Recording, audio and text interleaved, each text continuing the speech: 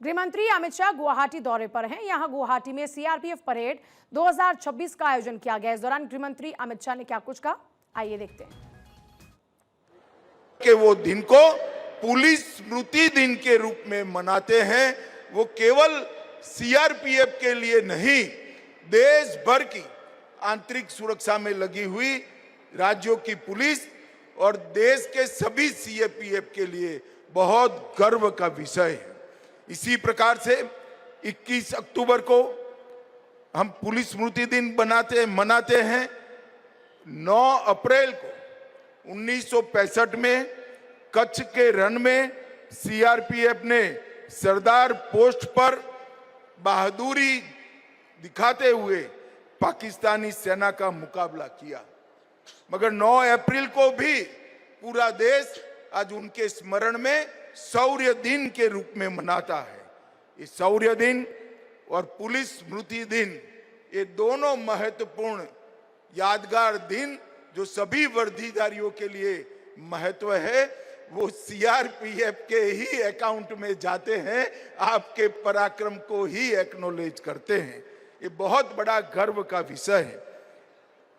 कलकत्ता में वामपंथी उग्रवाद का जब 78 पुलिस जवानों का हत्या कर दिया गया, तब भी आपने मोर्चा संभाला।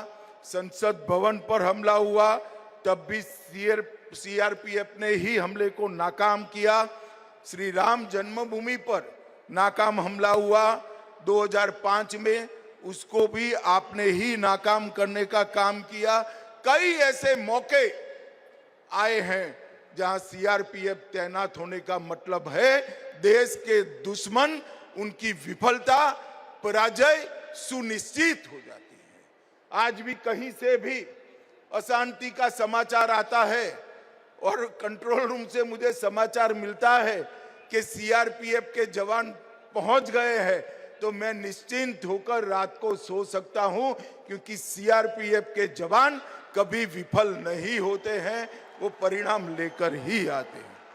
धारा 370 हटने के बाद वहां पर कोई बहुत बड़ी अशांति न हो और एक भी गोली भी नहीं चलानी पड़ी, इसमें भी सीआरपीएफ की बहुत महत्वपूर्ण भूमिका रही है। जम्मू कश्मीर में पत्थरबाजी की घटना शून्य हो गई, उद्योग आ रहे हैं, विकास आ रहा है, उसमें सीआरपीएफ, बीएसएफ और विशेषकर जम्मू कश्मीर पुलिस का बहुत बड़ा योगदान है। मगर वहां पर भी सीआरपीएफ ने बहुत काम किया है।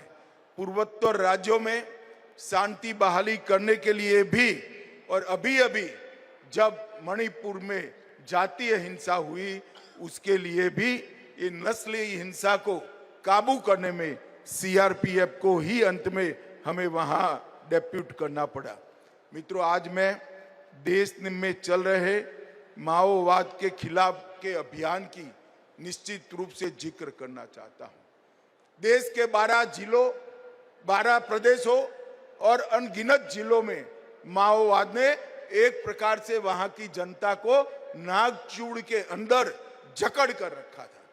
जब भारत सरकार ने तय किया कि ये माओवाद को देश की धरती पर से पूर्णतया नस्यत किया जाएगा, उखाड़कर फेंक दिया जाएगा, इसमें सबसे महत्वपूर्ण भूमिका कोई एक बल की रही है तो सीआरपीएफ और मेरे कोबरा के जवानों की भूमिका बहुत महत्वपूर्ण रही।